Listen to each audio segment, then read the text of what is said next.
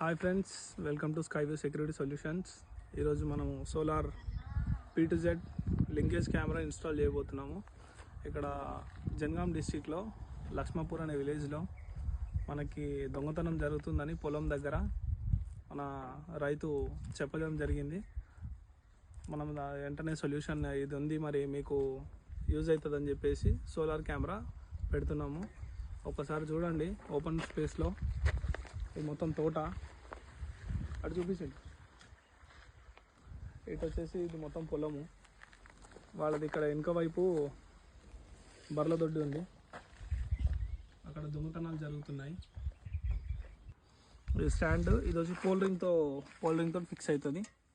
ఇది ఎలా అంటే ఫుల్ టైట్గా ఫిక్స్ అవుతుంది, ఎవరు ఇప్పటికీ ఛాన్స్ ఉండదు.